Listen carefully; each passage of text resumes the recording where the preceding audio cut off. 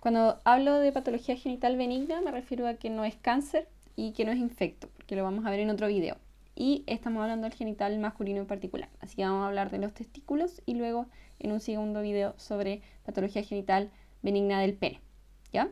Con respecto al testículo, pueden ver que les dibujé el conducto deferente y el epidídimo, ya que son dos partes súper importantes. Y el cordón espermático, donde estamos viendo que llegan los vasitos del testículo.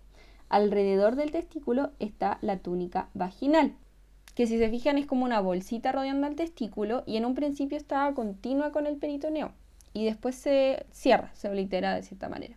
Y tiene dos capas, una que está más cerca y otra que está más lejos del testículo. La que está más lejos es parietal y la que está más cerca es visceral, está más cerca de la víscera, que es el testículo. ¿Ya? Entonces tenemos la túnica vaginal. Y aquí les estoy dibujando en el fondo el contenido del testículo, ¿cierto? La retetestis, no sé si lo recuerdan de anatomía o de biología. Y en el fondo, alrededor de la retetestis, vamos a tener la túnica albugínea, ¿ya? Entonces ahí están los túbulos seminíferos formando la retetestis. Y alrededor, en naranjito, les estoy pintando la túnica albugínea. Esta es la que vimos que en trauma, si se dañaba, había una exposición de los antígenos y eso era muy grave, ¿ya? Porque podía haber un ataque inmunológico. Y la túnica vaginal se las pinté de rosado. Ahora me gustaría hacer, ya que hicimos una revisión de la anatomía y más o menos de la constitución normal del testículo, me gustaría comenzar con la patología propiamente tal. Aprovecho de decirles que si les gustan mis dibujitos, por favor se suscriban a mi canal. Entonces tenemos la torsión, que es como lo más importante. No es lo más frecuente, pero es lo más importante, porque el paciente puede perder su testículo, porque se puede necrosar. Y esta torsión puede ser del testículo o de un apéndice testicular. No se confundan, un apéndice es un pedacito de algo que quedó, una reminiscencia, ¿ya? Una hidátide, y en el fondo es una bolsita que está colgando, ya sea del testículo o del epidídimo. Lo más frecuente es que se tuerza un apéndice del testículo. Y ahora con respecto a la torsión testicular, que es mucho más grave que la de la hidátide, tenemos como factor de riesgo una deformación, ¿ya? Que en el fondo la túnica vaginal, en vez de estar así como la dibujé antes, está mucho más horizontalizada. Eso hace que el testículo se horizontalice y esa posición lo hace mucho más propenso o vulnerable a la torsión. Esta posición se llama, en el fondo, deformación en badajo de campana, ¿ya? Así se conoce. Y en el fondo la más frecuente va a ser intravaginal y en la pubertad, ¿ya?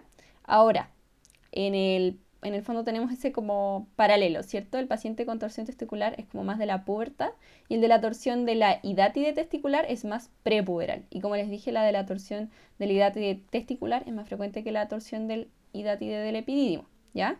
Ambos casos pueden producir un síndrome de dolor agudo testicular, ¿ya? Un síndrome testicular agudo. Como el síndrome de abdomen agudo es lo mismo, pero en el fondo es un dolor muy fuerte a nivel testicular. Y en el caso de la torsión testicular propiamente tal, no de apéndice, sino de testículo, va a tener característicamente un signo de PREN negativo. Eso quiere decir, el signo de PREN positivo se ve en la epididimitis, que es una inflamación del epidídimo, que si yo haciendo el testículo reduzco la inflamación y se reduce el dolor. En cambio, en este paciente yo haga lo que haga, el testículo sigue torcido, así que va a seguir doliendo, el PREN es negativo. Y el otro signo importante es el de Governor, que en el fondo del testículo se ve que está más horizontalizado, ¿ya? Entonces, este paciente tiene un dolor muy fuerte, una inflamación de todo el testículo general y está gritando de dolor. No se puede quedar quieto, es intolerable, ¿ya? También otro signo muy importante es si yo busco el reflejo cremasteriano, ya ese como del rascadito, que se produce un ascenso testicular, va a estar negativo, porque está todo el sistema que asciende el testículo va a estar alterado, entonces no se va a poder ver este reflejo. En el caso de la torsión del apéndice, vamos a tener un signo característico, ¿ya? El signo del punto azul, que como es un apéndice que está localizado en el testículo, vamos a ver una necrosis que se ve azulita, ¿ya? Y este tiene cremaster positivo, porque no hay una torsión que me impida el ascenso testicular. En ambos casos, como yo no lo puedo distinguir a simple vista necesariamente, o si tengo dudas, siempre se hace una ecodoppler testicular. Y si no tengo ecodoppler testicular disponible, hago una cirugía, ¿ya? O sea, o lo mando a cirugía de inmediato. En el caso de que con el ecodoppler yo descarte la torsión testicular y sea por lo tanto una torsión de apéndice, el tratamiento es sintomático, es con AINES y para la casa. Pero en el caso de una torsión testicular es una cirugía en menos de 6 horas porque corre riesgo, ¿cierto?, de necrosis de todo el testículo, un testículo muerto y infertilidad y todo lo que viene después, ¿ya? Entonces, y hay que sacarlo, si es que está muerto se saca. Lo que vamos a ver a la ecodoppler puede ser un aumento del flujo peritesticular o una disminución del flujo intratesticular dependiendo de la fase. Pero lo importante es hacerle una eco y ahí descartar o no, y si es que existe, siempre cirugía de urgencia. Sigamos avanzando en la patología benigna. Ahora ya vimos la más maligna de la benigna, que es la torsión, ya que es la más grave. Y la puse primero porque si alguien le da lata a ver todo el video, por lo menos vio lo que le puede salvar el testículo al paciente, ¿ya? Después tenemos el hidrocele, que puede ser simple o comunicante. ¿Se acuerdan que yo les dije que la túnica vaginal en un principio comunicaba con el peritoneo? Ya, puede que después se tiene que cerrar esa comunicación, ¿ya?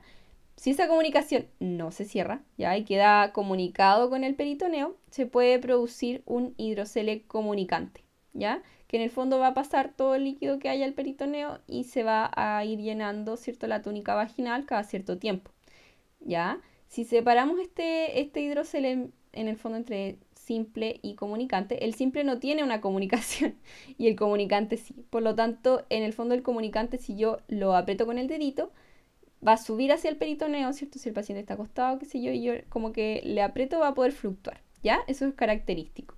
Y en ambos casos voy a tener la prueba de transluminiscencia positivo, que es poner una lucecita y ver que es líquido lo que está dentro, ¿ya? La eco hace el diagnóstico y luego se hace cirugía si es molesto o qué sé yo, ¿ya? Y en el fondo si es que tiene algún problema estético, grande o funcional. Pero esa es la diferencia. La simple va a ser que en el fondo no va a ser fluctuante porque es una acumulación de líquido en una túnica vaginal conservada, como cerrada, y el comunicante va a estar comunicado con el peritoneo, entonces va a ser fluctuante. Ahora la otra patología que podemos tener es un quiste del epidídimo, que es exactamente lo que acabo de decir, es un quiste en el epidídimo. Y bueno, si mide más de 3 centímetros se llama espermatocele, lo pueden encontrar así también. Suele ser asintomático, si es que tiene dolor hay que buscar otra cosa, si duele es porque es muy grande.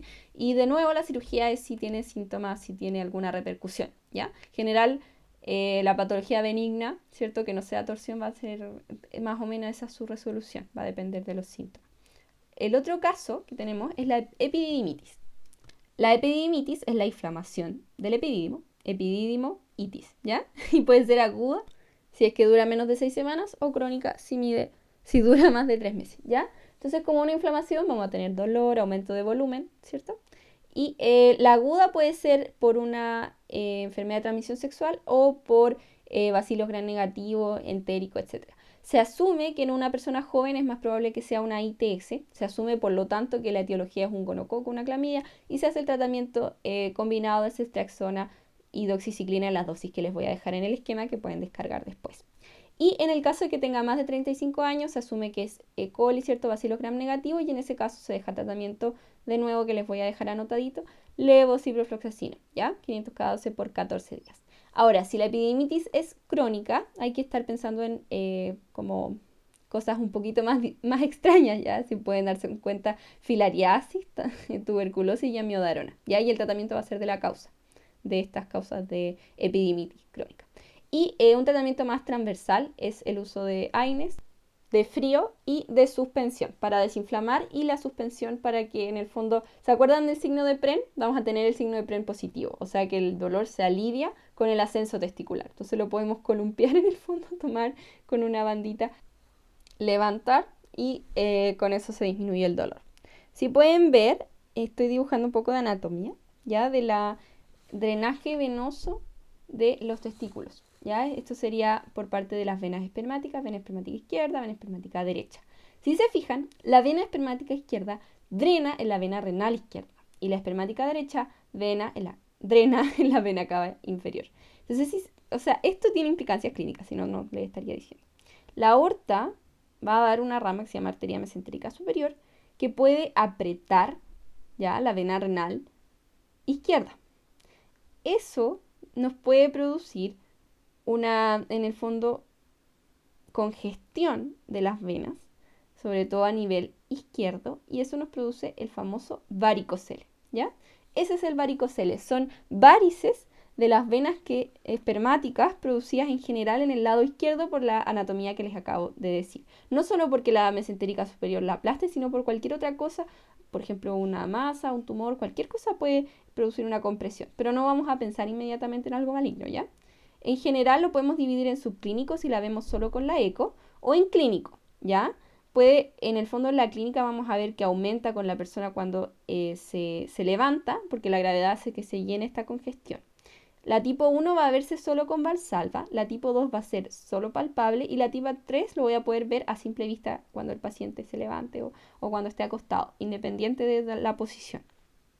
El gold standard del diagnóstico es la flebografía, pero si les preguntan el estudio de elección, o sea, el que van a usar en la práctica es la eco Doppler, ¿ya? Eso es lo que realmente se usa.